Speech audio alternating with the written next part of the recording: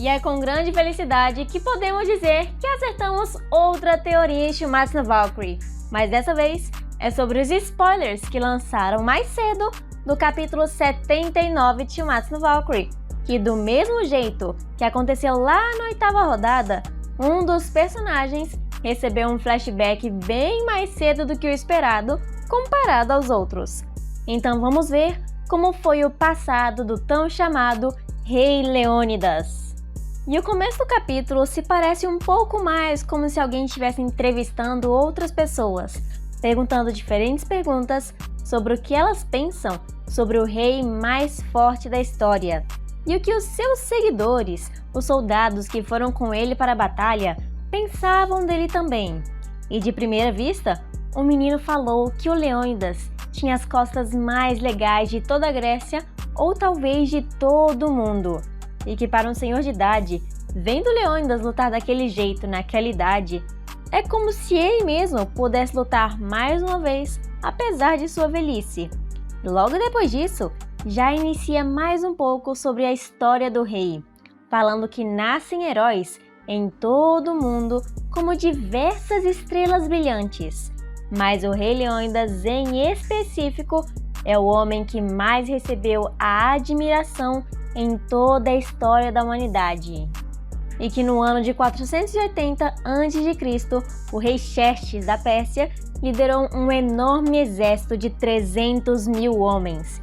E esse exército foi considerado o mais forte do mundo naquela época e iniciou uma invasão até Atenas e também Esparta. E que essa guerra foi considerada a maior e a mais famosa de toda a Grécia e Pérsia antiga. E nós sabemos que o exército persa era diversas vezes maior e muito melhor que os espartanos, que tiveram somente 7.000 soldados ao seu lado e 300 deles eram espartanos. Mas naquela época, o Conselho dos Anciões, lá de Esparta, anunciou uma política de que a guerra contra a Pérsia era estritamente proibida. Exatamente pelo motivo que eu falei na nossa previsão, que o Esparta estava em um tempo especial do Festival da Carneia, um evento muito especial em onde toda a nação homenageia o deus do sol Apolo, e que durante esse festival tinha uma lei sagrada que todos eles deveriam respeitar de não lutar até o fim do festival, chegando até mesmo daquele senhor e um dos senadores falar de que eles estão muito preocupados com toda a Grécia e que precisavam agir imediatamente para impedir que aquela invasão aconteça. Mas os jovens de hoje são tão irresponsáveis que podem muito bem esperar o festival acabar para que a guerra comece logo depois, mencionando que mesmo que eles lutem atrasados, poderiam vencer porque são o estado militar mais forte de todas. E essa regra de ficar sem batalhas por causa de um festival um deus deixava o Leônidas bastante irritado.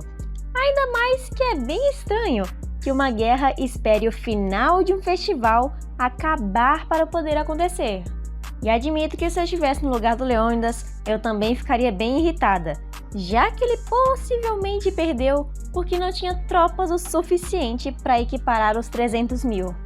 Mas então, por último, o rei foi consultar o oráculo de Delfos, que falou aquela profecia que eu mencionei também para vocês antes, de que eles deveriam ceder aos persas e entregar suas armas, ou caso contrário, eles iriam sofrer a morte de um rei da casa de Hércules, que era o rei Leônidas. E na época, ninguém ousava duvidar de um oráculo ou sequer pensar a ir contra ele, sabendo que era como se você estivesse desafiando a decisão dos deuses.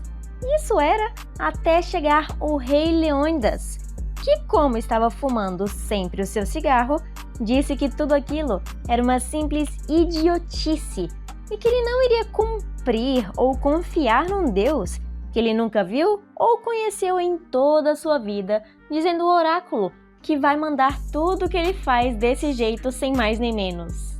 E que mesmo assim ele vai continuar na batalha, indo contra aquele oráculo, recebendo a punição divina. Mas vai fazer isso nem que seja só para calar a boca daqueles velhos idiotas, como se vencer a guerra faria mostrar a eles de que o oráculo nem sempre poderia ser confiado. E um daqueles anciãos até fala que ninguém vai lutar ao lado dele. E o motivo? Qual era dele querer lutar tanto assim? E o rei respondeu que ele preferiria estar bebendo e dormindo, mas na hora de lutar, ele vai por sua própria vontade, porque ele é um espartano. E um dos homens que estava lá dentro reconheceu o rei Leônidas como um verdadeiro líder, querendo seguir ele, mesmo depois de ter despertado sua própria força de vontade. E esse pequeno soldado que nós vemos ir até ele é praticamente quem está fazendo toda aquela entrevista que nós vimos lá no começo do capítulo. E ele continuou seguindo o rei Leônidas até a Batalha dos 300 espartanos, que era como se fosse uma formiguinha tentando lutar contra um grande elefante. Mas que do mesmo jeito, eles conseguiram entrar para a história perdendo essa batalha, matando 2 irmãos do rei Xerxes no meio da batalha, alguns momentos antes deles serem completamente aniquilados. E você e eu sabemos que depois de tudo isso, Leônidas também morreu e também teve a destruição lá de Esparta e quase uma parte da Grécia.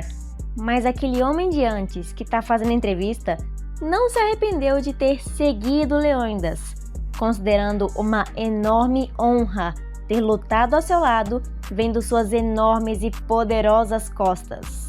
E depois disso, podemos finalmente voltar para a batalha da 9ª rodada do Ragnarok, que eu pessoalmente achei que não iria mais aparecer esse mês, depois de apresentar a história do Leônidas.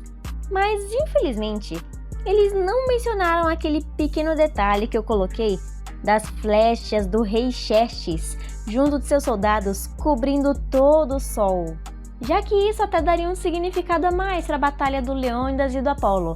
Mas eu prefiro esperar até o capítulo oficial antes de tirar todas as conclusões. Mas de uma coisa eu tenho certeza, de que essa história está maravilhosa do que só contar a Batalha dos 300. E agora o verdadeiro motivo do rei Leônidas odiar o Apolo foi 100% revelado, porque ele estava sempre no meio de tudo, que levou até o momento deles perderem a batalha e inclusive da sua própria morte, que foi prevista pelo oráculo de Delfos, e que todas aquelas profecias do deus eram nada mais que um mero incômodo, porque acreditar ou não nessas profecias é a escolha das pessoas que ouvem elas. Porém, aparentemente, o Apolo não ligou muito de ter ouvido a história do Leônidas, muito menos para o que ele tinha para falar, mencionando então que foi um erro ele ter se livrado do oráculo e que para falar com ele era preciso antes se curvar, se achando todo poderosinho de cabelo rosa, como se ele pudesse mandar em todo mundo. Mas o Leônidas especificamente não gosta de levar ordens de ninguém, muito menos de um deus que ele não gosta. Mas então, depois de ouvir toda essa arrogância do Apolo pra cima dele, o Leônidas finalmente começa a entrar para a batalha, mostrando então o momento em que todos nós estávamos esperando acontecer e também várias teorias, revelando a verdadeira volúncia do Leônidas e incluindo a valquíria que estava com ele. Ela se chamava Geirerul, a 5ª filha valquíria.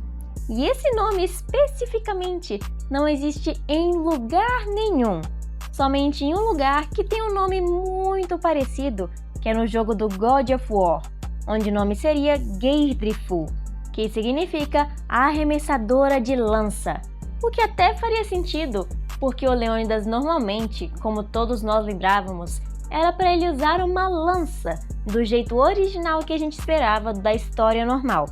Mas a Volunde dele aqui é muito diferente, porque o momento que ele começa a usar sua arma é como se o escudo tivesse se transformado. E essa arma nova, que é a Volunde dele, se chama Kusarigama. Antes eu não sabia o que é que ela significa, mas ela é uma arma rotativa, como se tivesse uma foice ou 2 foices na ponta dela, e que podia girar para vários os lados, que eu descobri depois de pesquisar. E eu não queria imaginar nem nos meus sonhos que o Rei Leônidas usaria uma arma desse tipo. Concluindo então que aquele charuto de antes não significava nada da vontade dele ou algum poder especial. Ele simplesmente gosta de fumar o tempo todo, incluindo no meio da 9ª rodada do Ragnarok. E parece que nos últimos momentos do capítulo, eles conseguiram colocar uma pequena cena de batalha, mencionando que o Rei Leônidas colocou algum tipo de energia nessa Kusarigama dele, essa arma esquisita, e começou a girar para todos os lados e atacar o Apollo, oprimindo ele completamente e também explodindo. Eu não faço ideia do que foi que aconteceu aqui.